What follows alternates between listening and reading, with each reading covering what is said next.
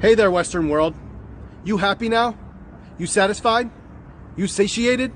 Did the over 40,000 Palestinian deaths on your plate fill you up to your heart's desire? Were the 17,000 Palestinian children palatable enough for your taste buds? Has this satisfied your taste for hate and racism? Did this genocidal buffet achieve all your gluttonous desires? No? You want more? Well, you're in luck. Because here comes the last course, you grotesque, miserable pigs. Just as Hamas agreed to a ceasefire and a release of their beloved hostages that they never gave a single shit about, Israel rejected the ceasefire deal in order to execute the last phase of their ethnic cleansing. Not only were they already indiscriminately bombing the safe zone of Rafah during the negotiations of this deal, but they were also dropping bombs just as they dropped leaflets from the sky, ordering 1.5 million Palestinians, including 610,000 displaced, injured, diseased, and starving children in the safe zone of Rafah to evacuate to God knows where. There is nowhere left to evacuate. They dropped these dystopian leaflets as if they are a show of good faith, while they literally are dropping bombs in tent cities at the exact same time, so that the piece of shit Western media can report that Israel gave a population of 1.5 million people trapped in a space equivalent to an airport to evacuate to nowhere. All the while, Israel has raided and shut down Al Jazeera in Gaza, the only major news network able to share the truth to the world, thus resulting in the brave journalists and civilians on the ground in Gaza fearing for their lives, having to be our eyes and ears as they document the massacres for us to share to the world. And Israel has now officially begun their ground invasion, where they will quite literally walk the streets killing anything on sight, with tanks surrounding every single hospital and building, housing innocent civilians seeking refuge, waiting for the moment they walk outside to blast them to oblivion. Do you all understand the repercussions of this ground invasion? Every single video I've ever made, exposing each and every population affected by Israel's onslaught, which happens to be every single category of human, embryos, infants, toddlers, early school-aged children, teenagers, adults, elderly, disabled, all those with pre-existing conditions, and even the fucking dead, where they desecrate the cemeteries and steal dead bodies, has now come down to this.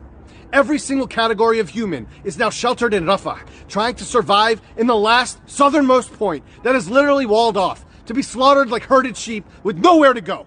This invasion of Rafah means the closing of the Rafah crossing into Egypt, which is the only passage for everyone to exit Gaza. The closure of the Kerem Shalom crossing means the halt of humanitarian aid entering Gaza, which will catapult Gaza into the most severe famine of our entire lifetimes.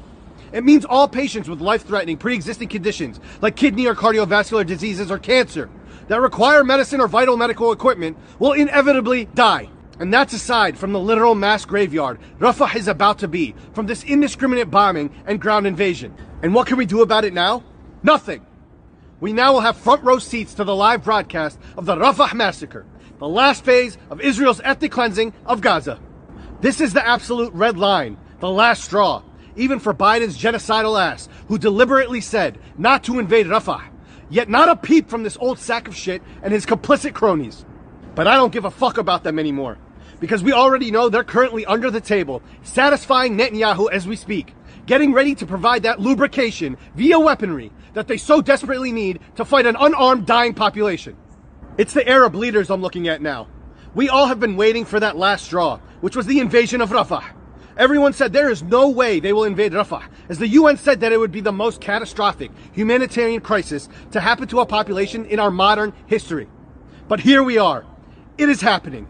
Just in the past hour, I have seen children taking their last breaths, begging doctors and their parents to reattach their arms, children with their necks severed from their torsos, and their hands sticking out from the rubble.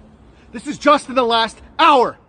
And you abhorrent little cowards are sitting there watching with popcorn in hand. Yes, I'm speaking to you, Sisi, bin Salman, Abdullah, Mikati, Al-Assad, Rashid, Al-Nahyan, and the rest of you useless blood money receptacles.